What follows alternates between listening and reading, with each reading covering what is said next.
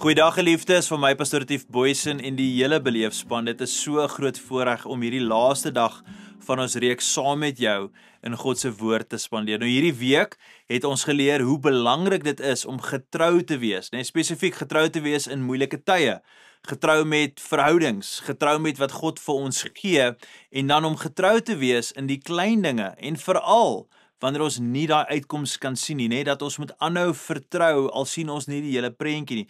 Nou vandag sluit ons af met een van die belangrikste aspekte van getrouheid en dis om tot die einde toe getrou te bly.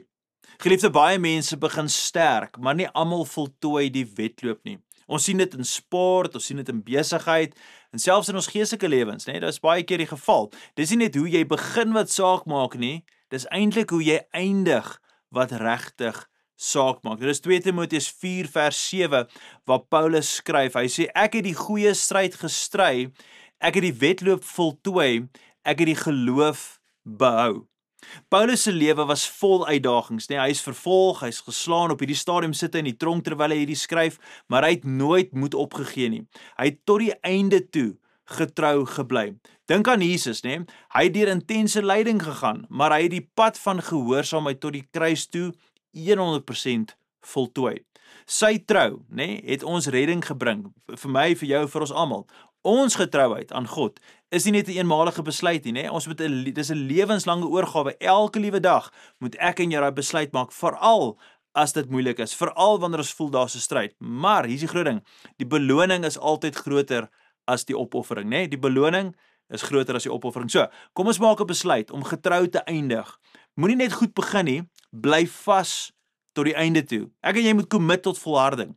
As dit moeilik raak, onthou hoekom jy begin het en dan hou aan beweeg, En hou jou oë op Jesus. Dis hoe ons gaan aanhou beweeg. Ons moet ons oë gerig hou op Jesus. Hy is ons beste voorbeeld van volharding en getrouheid. En dan geliefde, laastens, onthou dat die ewige lewe is ons beloning. Getrouheid bring nie net seën vir ons in ons lewe, hierdie kant van die hemel nie, maar dit bring ook die beloning van ewigheid. So, vir ons om af te sluit, sê hierdie saam met my. Ek het vooraf besluit, ek is getrou aan die Here. Sê daai weer saam met my. Ek het vooraf besluit, ek is getrou aan die Here. Geliefde, net so voor ek gaan bid, wil ek jou nooi na môre se boodskap toe en dan volgende week, julle sal dit hoor, daar's 'n belangrike afkondiging wat beleef gaan maak, as 'n opwindende nuwe ding wat ons gaan doen en ons wil graag julle met weer af van, maar kom ons sluit die oë.